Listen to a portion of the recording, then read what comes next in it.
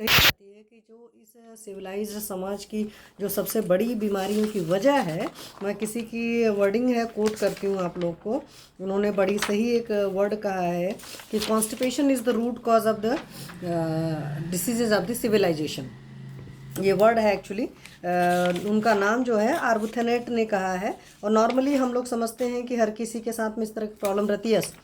Sir William आर्बुथेनेट ने कहा है constipation is the root cause of the diseases of the civilisation, that is सभ्य समाज के सभी रोगों का कारण कब्ज है। तो मैं आज जितना बात करूंगी मेजॉरिटी आपसे बात करूंगी नेचुरोपैथी के रिलेटेड, क्योंकि अगर आपको अपने आप से ठीक करने की बात आती है तो नेचुरोपैथी मैं उस वक्त ज़्यादा कंसिडर करती हूँ, क्योंकि आयुर्वेद की चिकित्सा में मैं कहती हूँ चिकित्सा करने की बारी आएगी तो आपके चिकित्सा का रोल होता है। यहाँ पर यह है कि तब पर भी सारी चीज़ें मैं बताती हूँ, अगर उसके बावजूद भी आपकी प्रॉब्लम रूल आउट नहीं हो पाती है, सॉल्व नहीं हो पाती है, तो अपने चिकित्सक को कंसल्ट करना ही करना है। इस बात को अच्छी तरीके से आप लोग समझ लीजिए। तो दुनिया की जितनी भी बीमारियां होती हैं उन 99% बीमारियों की जो असली वजह होती है वो आपका कब्ज होता है।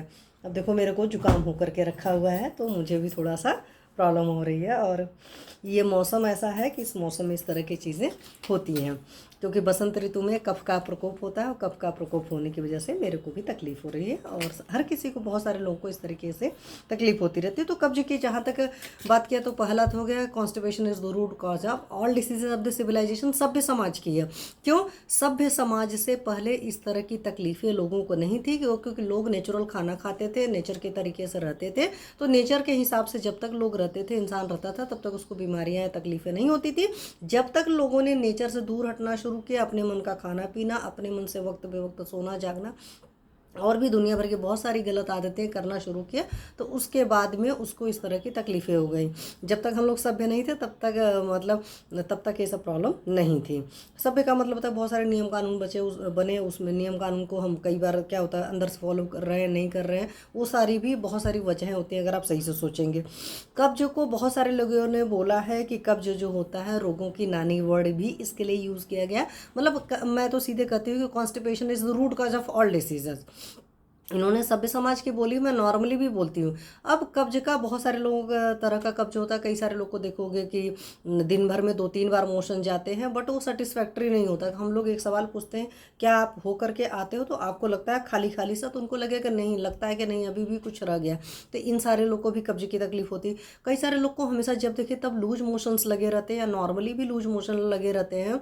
IBS वाली भी तकलीफ होती है, वो भी एक तरह की कब्ज होती है, क्योंकि बॉडी में से अगर वो एक बार बड़े आराम से निकल जाए तो उसको बार बार निकालने के लिए बॉडी ये कोशिश नहीं करे, क्योंकि बॉडी की आदत होती है कि कोई भी चीज़ है तो उसको बार बार निकालने की कोशिश करेगा। एक बार में निकलती तो ठीक है, नहीं तो और भी निकालने की कोशिश करेगा। तो एक तो ये वजह होती है। यहीं पर कुछ लोग ऐसे भी मिलेंगे जो आपको 1 या 2 दिन बाद जाते होंगे और उसके बावजूद उनको साफ हो जाता है। हालांकि इस तरह की चीज़ें बच्चों को बचपन में ज़्यादा देखने को मिलती है, तो वैसी भी कंडीशंस होती है। बट आप ये समझ लीजिए कि 99% लोगों को किसी न किसी फॉर्मेट में कब्जे की तकलीफ रहती है। उन्हें पता हो न पता हो ये अलग बात है। जिन लोग को बहुत सीवियर तकलीफ होती है, 10-10, 15-15 दिन नहीं जा पाते हैं, या 10-15 दिन से भी पेट अच्छे से साफ नहीं हो रहा है, दुनिया भर की फंकियाँ ले रहा है। आपको पता है मार्केट में कायम चूर्ण का ऐड आता है, न जाने किन किन चीज़ों का ऐड आता है, जो टीवी पर ऐड आते हैं। नित्यम चूर्ण आ रहा है, ये चूर्ण आ रहा है, वो चूर्ण आ रहा है, कोई शुद्धि चूर्ण आ रहा है, दुनिया भर के चूर्ण वगैरह लेते रहते हैं, और उसके बावजूद उनकी प्रॉब्लम सॉल्व नहीं होती। क्योंकि मैंने आप लोग को हमेशा बताया है कि जो भी आपकी चूर्ण कल्पनाएं होती है अंदर जाकर रुक्षता क्रिएट करती हैं। तो चाहे आप त्रिफला ले रहे हो, चाहे कोई भी चीज़ ले रहे हो, लॉन्ग टर्म में क्रिएट करेंगे रुक्षता, और रुक्षता क्रिएट करके वात का प्रकोप होकर के कॉन्स्टिपेशन रहेगा ही रहेगा। कभी काल के ये सब चीज़ें ठीक होती हैं। मैं हमेशा कहती हूँ कि अगर आपको जो चीज़ें पता है, अगर उन चीज़ों को फॉलो करने के बावजूद आपको नहीं आ रहा है रिजल्ट, तो तुरंत आपको क्या करना होता है कि आपको अपने चिकित्सक को, अपने फिजिशियन के पास में जाना होता है। थैंक यू, अफगानिस्तान से हैं। Do you know Hindi? तो इस बात का पूरा आपको ख्याल रखना पड़ता है कि आप इस चीज़ का ख्याल रखिए कि कोई भी चूर्ण वूर्ण लेकर के नहीं। इसलिए मैं आज यहाँ जितनी बात करूँगी नेचुरल तरीके की बात करूँगी, इसलिए मैंने लिखा ना था कि खुद ठीक करें। इसका टाइटल ये है, राधे राधे सर, नमस्ते सर, एंड 1 मिनट। तो प्लीज़ इन चीज़ों का ख्याल रखिए। तो कभी भी इस तरह के काम नहीं करना है कि दवाएं ववाएं लेकर के अपने आप को ठीक करने की कोशिश नहीं करना है। ठीक है, तो एक तो हो गया कब्ज के केस में आपकी इस तरह की चीज़ें। अब कब्ज के साथ में आजकल की डेट में और क्या क्या चीज़ें हैं तो बात करूँगी। नॉर्मली बहुत सारे लोग होते हैं जिनको जब देखोगे हमेशा सुस्ती बनी रहती है, लेथर्जिक बने रहते हैं। आप पहचानेंगे कैसे? एक तो होगा एक पेट नहीं साफ हुआ, आपको वहाँ से पता चला। कुछ चीज़ें और क्या चीज़ होती हैं वहाँ से भी आपको पता चलती हैं। इसी टाइम बहुत सारे लोग की कॉल आ रही है, सॉरी। तो यहाँ से आप समझने की कोशिश करिए कि अगर बहुत ज़्यादा लिथर्जीनेस आपकी बॉडी के अंदर बना है तो इट मीन्स कि आपको कब्ज वगैरह रहती है, पेट भारी भारी रहेगा। पक्का सी बात है, कब्ज जब रहती है तो पेट भारी रहता है, लोअर एब्डोमेन भारी सा रहता है, गैस बनी रहती है, पेट फूला हुआ रहता है। जैसी भी सिचुएशन रहती है आपको फील होता है। अगर आपने टाइट जीन्स वगैरह पहनी हुई मतलब बिल्कुल नाप वाली, तो उसमें दिखाई भी देता है कि आपको ये चीज़ें हैं। ठीक है, साथ में सिर दर्द वगैरह की तकलीफ वगैरह रहती है, खुश्की वगैरह इस तरह की सारी चीज़ें होती हैं। नींद ठीक नहीं आती है आप लोग मतलब कि जिसको भी तकलीफ़ रहती है। और साथ में क्या होता है, दिमाग उड़ा सा रहेगा, इस तरह का फील होगा। एक्चुअली क्या हो रहा है, इस टाइम सेम टाइम घर से कुछ कुछ कॉल्स आने लग रही, सो इस तरह की मेरा दिमाग दो जगह उलझ जा रहा है, सॉरी। और भूख कम वगैरह लगती है। तो वैसे भी सिंपल सी बात है कि अगर आपको देखो कब्ज रहेगी, पेट खुल करके साफ़ नहीं होगा, तो ऐसे हर इंसान को भूख कम लगेगी, क्योंकि अंदर कचरा पड़ा है। तो बॉडी का अपना एक तरीका है, भाई अंदर कचरा पड़ा हुआ जगह ऑक्यूपाई करके रखा, तो भूख कैसे लगेगी ठीक सी। और भूख ठीक से नहीं लगेगी तो पक्का सी बात है कि पाचन ठीक नहीं होगा, सर दर्द वगैरह होगा, नींद भी अच्छी नहीं आएगी, दिमाग उल्टा सा रहेगा, मतलब खड़ा सा रहेगा, और हमेशा आप इरिटेटेड रहोगे, परेशान रहोगे। मतलब किसी बगैर परेशानी के भी ना आप अंदर देखोगे मेंटल पीस नहीं होगा, क्योंकि जब बॉडी के अंदर टॉक्सिक मटेरियल रहता है, जब सड़ता रहता है, मतलब क्योंकि खाना क्या हुआ, पाचन हुआ, पाचन के एक सर्टेन टाइम के बाद उसको निकल जाना चाहिए। बॉडी के अंदर हर चीज़ फॉरेन मटेरियल की तरह काम करती है। यहाँ तक कि मैं आप लोग को बताती हूँ ना, प्रेगनेंसी भी हुई है तो 9 महीने बाद बेबी को बाहर निकलना होता है। तो इसी तरह आपका खाना जो होता है पच गया तो उसके बाद कचरा निकल जाना चाहिए, बट वो कचरा पड़ा रहेगा तो ऐसा नहीं होता कि सिर्फ आपके फिजिकल लेवल को डिस्टर्ब करता है, आपके इमोशनल लेवल को, आपके मेंटल लेवल को भी फ़र्क करता है। तो वहाँ से क्या होता है ना, आप हमेशा अंदर से उखड़े उखड़े रहते हो, अंदर से परेशान भी रहोगे, उखड़े उखड़े भी रहोगे। बस ये होगा कि कोई दिख न जाए जिस पर बस्ट हो जाए। जैसे मैंने हाई बीपी के केस में कहा था कि हाई बीपी के अधिकतर पेशेंट्स को क्या होता है, कॉन्स्टिपेशन वगैरह की कॉज रहती है। तो कॉन्स्टिपेशन वगैरह जब कॉज रहता है तो हाई बीपी वगैरह के मैक्सिमम पेशेंट कैसे रहेंगे, हमेशा उखड़े से रहेंगे। बस उनको मौका मिला नहीं कि बस तुरंत उखड़ से गए। ऐसे जिस इंसान को नींद नहीं आएगी तो हमेशा लिथर्जिक सा बना रहेगा। अच्छा, नींद नहीं आएगी तो आधा दिमाग उसको नींद के बारे में सोचेगा, फिर आधा सोचेगा मैं क्या करूं, ऐसा क्यों करूं जिससे मेरा पेट साफ हो जाए, सारी चीज़ें हो जाएं, पर उस तरह की चीज़ें हो नहीं पाती हैं। तो आज मैं आपको कुछ कुछ बहुत सारे तरीके बताऊंगी। ये तो मैं इसलिए बता रही हूँ कि आप ये अपने आप को डिफ्रेंशिएट कर सके। अगर आपको ये सारी चीज़ें हैं, क्योंकि बहुत सारे लोग को हमें पता ही नहीं होता कि हमें कॉन्स्टिपेशन है भी कि नहीं है, इसलिए मैं आप लोग को ये सारी चीज़ें बता रही हूँ। अब क्या होता है कि बॉडी की अगर आप देखेंगे, जो लोग भी साइंस तक पढ़े हुए हैं और वैसे भी 9-10 तक जब आप रहते हो तो आपको क्रिस्टल क्लियर सी बात पता होती है कि बॉडी में जब मतलब डाइजेशन है, माउथ से लेकर के गट तक पूरा मतलब होता है, एनस तक कह सकते हो कि पूरा आपका डाइजेशन का पाथवे है। तो सारा डाइजेशन यहीं से स्टार्ट हो जाता है, सारा मतलब कि डाइजेशन आपका माउथ से स्टार्ट हो जाता है। यहाँ पर आपका एल्कलाइन मीडियम रहता है, तो उस एल्कलाइन मीडियम में आपका डाइजेशन शुरू हो जाता है। यहाँ पर सलाइवरी ग्लैंड्स वगैरह हैं, सलाइवा वाला सिक्रीट करती है, टाइलिन वगैरह जिसको कहते हैं, या कुछ लोग को पता है बच्चे अगर होंगे तो सलाइवरी माइलेज होता है, तो यहाँ होगा। फिर उसके बाद आएगा इस रास्ते में, तो यहाँ सिर्फ ट्रैवलिंग होती है, फिर स्टमक में जाता है, तो वहाँ एसिडिक मीडियम में डाइजेशन होता है। फिर स्मॉल इंटेस्टाइन में जाता है, वहाँ पर सारे मीडियम मिलते हैं और वहाँ कार्बोहाइड्रेट, फैट, प्रोटीन सबका डाइजेशन होता है। फिर लास्ट में जो आपका फूड पार्टिकल है, फूड है, वो लार्ज इंटेस्टाइन में आता है। तो लार्ज इंटेस्टाइन से क्या किया जाता है कि मैक्सिमम सारा सब कुछ हो चुका है, स्मॉल इंटेस्टाइन में आपकी विलाई विलाई थी, तो फूड प्रॉपरली डाइजेस्ट जब हो जाता है तो उसमें से जो भी न्यूट्रिएंट वाला पार्ट रहता है वो सारा चीज़ बॉडी ले लेती है, और जो कचरा निकालना रहता है वो निकाल देती है, और एक्सेस वाटर का एब्जॉर्प्शन करती है। अब उसका काम है एक्सेस वाटर का एब्जॉर्प्शन करना, बट अगर आपका फूड का प्रॉपरली डाइजेस्ट नहीं होता है, वहाँ लंबे टाइम तक वो कचरा पड़ा रहता है, तो बॉडी उसके अंदर से भी डाइजेस्ट मतलब एब्जॉर्प्शन करती रहती है। अब वहाँ से जब एब्जॉर्प्शन करती रहती है तो पक्का सी बात है वो टॉक्सिक मटेरियल है, तो उसमें से टॉक्सिक चीज़ को ही तो एब्जॉर्ब करेगी।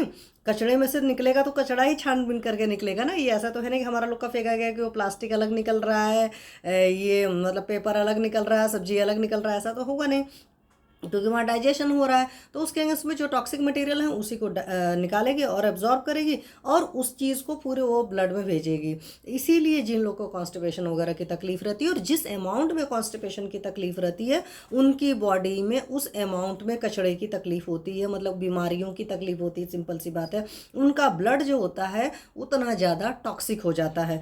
तो ब्लड अगर आप चाहते हैं आपका टॉक्सिक ना हो, कोई भी ब्लड डिसऑर्डर नहीं हो, अब ब्लड डिसऑर्डर होंगे तो पक्का सी बात है बहुत सारी बीमारियां होंगी, स्किन इश्यूज़ वगैरह सारी चीज़ें होंगी। और आपने देखा होगा जितने लोगों को कॉन्स्टिपेशन वगैरह की तकलीफ रहती है उन सारे लोग के साथ में इस तरह की बहुत सारी तकलीफें होती हैं। ठीक है, तो कोशिश करना चाहिए कि हमें अपनी डाइट और लाइफस्टाइल बहुत सही रखें जिससे हमारी बॉडी के अंदर कॉन्स्टिपेशन न क्रिएट हो, या बॉडी हमारी इटसेल्फ टॉक्सिक मटेरियल को एब्जॉर्ब करने के लिए, हमारी लार्ज इंटेस्टाइन जो है उस टॉक्सिक मटेरियल को एब्जॉर्ब करने के लिए बाउंड न हो, क्योंकि वहाँ वो पड़ा रहेगा तो उसकी आदत है। जैसे हमारे आसपास अगर कुछ गलत चीज़ें चल रही हों तो पक्का सी बात है न चाहते हुए भी हमारा कान सुन ही लेगा। तो ऐसे ही आपके लार्ज इंटेस्टाइन की भी आदत होती है, उसका काम है एब्जॉर्प्शन करना, वो सिर्फ एब्जॉर्प्शन करना जानती है, या कान का काम है सुनना। तो ये डिफ्रेंशिएट नहीं करता है कि क्या अच्छा सुनना है क्या बुरा सुनना है। आंखें हैं, देखने का काम है। यू हैव टू, आपका ब्रेन उसको बताता है कि हाँ दिस इज़ गुड और दिस इज़ बैड, या सिर्फ हमें इतना ही देखना है, कैसे करना है। ठीक है, अब कहोगे लार्ज इंटेस्टाइन भी काम करती है, लेकिन अब क्या करें, उसके पास वही पड़ा है तो बेचारे उसी में से कुछ निकालती रहती है। अब वो इतना ज़्यादा टॉक्सिक हो जाता है क्योंकि कोई भी चीज़ सड़ती है, आप देखते हैं ना फर्मेंटेशन में आपने यही देखा है कि कोई चीज़ जब सड़ेगी तो वहाँ पर बदबू भी जनरेट होगी। इसी वजह से जिन लोगों को कॉन्स्टिपेशन रहती है, अगर वो फार्टिंग करते हैं, गैस पास होती है तो उनकी गैस में भी बहुत ज़्यादा बदबू रहती है। बॉडी के बहुत सारे साइन सिम्टम तो बता ही देते हैं कि अगर आप लिथर्जी को कुछ भी हो। और एक प्रूवन ये है, मॉडर्न की मैं अभी बता रही हूँ क्योंकि बहुत सारे लोग को मॉडर्न का ज़्यादा जानना रहता है, तो ये चीज़ जान ली, जिन लोग को हार्ट डिसीजेज रहती हैं, जिन लोग को किडनी के कोई इशू रहते हैं, टाइफाइड वगैरह के इशू रहते हैं, उन सारे लोग को कॉन्स्टिपेशन की प्रॉब्लम होती है। तो मेजॉरिटी मैंने जो देखे हैं, हम टाइफाइड को ऐसे समझिए कि आयुर्वेद के हिसाब से जीर्ण ज्वर जिन लोग को रहता है उनके अंदर कहीं ना कहीं किसी न किसी फॉर्मेट में आम रहता है या टॉक्सिक मटेरियल पड़ा रहता है। ठीक है, हार्ट की डिसीज क्यों होती है सबसे ज़्यादा, उसके पीछे की वजह मैं आपको क्रिस्टल क्लियर बता देती हूँ कि जब हमारा खाने का डाइजेशन हो रहा है, पाचन हो रहा है, तो आहार से आहार रस बना तो उससे रस धातु पहली धातु होती है, और वही रस धातु पूरा हार्ट के थ्रू ट्रैवल होती है। इसीलिए अगर आपको कॉन्स्टिपेशन की तकलीफ है तो आपको प्रॉब्लम होने की, हार्ट डिसीज होने के चांसेस बहुत ज़्यादा होते हैं। रही बात फिर करेंगे किडनी की क्यों होता है, क्योंकि फिल्ट्रेशन वाला वर्क वो कर रही है। जब यहाँ पर सारी चीज़ें सही से ना डिफ्रेंशिएट नहीं होंगी तो वहाँ पर भी लोड पड़ेगा, तो इस वजह से इस तरह की चीज़ें होती है। और एक चीज़ और बता दूं, यहीं से बात याद आ गई कि डायबिटीज़ के जितने पेशेंट्स मैंने आज तक देखे हैं उन सबको कॉन्स्टिपेशन रहा है। एक आध लोगों ने कभी कभी बोला है मुझे नहीं रहा, हालांकि वो उनका था कि उनको समझ में नहीं था कि मुझे कॉन्स्टिपेशन है कि नहीं है, क्योंकि जैसे मैंने बताया जिनको बार बार लूज मोशंस भी हो रहे हैं वो भी एक कॉन्स्टिपेशन का तरीका होता है। इसलिए अपने चिकित्सक के पास जाइए, अपने चिकित्सक को कंसल्ट जरूर करिए। जिन लोगों का लॉन्ग टर्म में बोलते हैं ना प्योर एसिडिक बीमारी होती है डायबिटीज़, प्योर एसिडिक बीमारी में एक आपकी और आती है दैट इज़ CA, मतलब कैंसर का केस होता है। तो इन सब में कॉन्स्टिपेशन आपका बहुत बड़ा वजह रहता है। ठीक है, तो चलिए ये सब सारी चीज़ें मैंने बता दिया। अब क्या होता है, कुछ लोग को कॉन्स्टिपेशन दिनों तक रहेगा, हफ्तों तक रहेगा, सालों तक रहेगा। जब दिनों हफ्तों सालों तक रहेगा तो लास्ट में हालत ये आ जाएगी कि आपका दिमाग भी अच्छे से काम नहीं करेगा, इसीलिए आप इतने इरिटेटेड रहते हो, परेशान रहते हो, पता नहीं किन ख्यालों में गुम रहते हो। तो ये सारी चीज़ें होती हैं। तो ये सब सारी चीज़ें मैंने आपको बता दी। थोड़ा सा रिटर्न में इसलिए रखती हूँ कि कहीं ऐसा ना हो कि कुछ भी छूट जाए। अब देखो नॉर्मली आप क्या कर सकते हो, सबसे पहले कब्ज अगर आपको नहीं हो तो उसका बेस्ट तरीका तो एक तो सबसे पहले अपनी रूटीन मेंटेन करिए। रूटीन मेंटेन होना बहुत ज़रूरी है। जैसे कि मैंने आप लोग को हमेशा कहा कि जो लोग लेट मॉर्निंग में उठते हैं उन सारे लोग को कब्ज की तकलीफ रहती है, तो हमेशा कोशिश कर लिए अर्ली इन द मॉर्निंग उठने का। अगर अर्ली इन द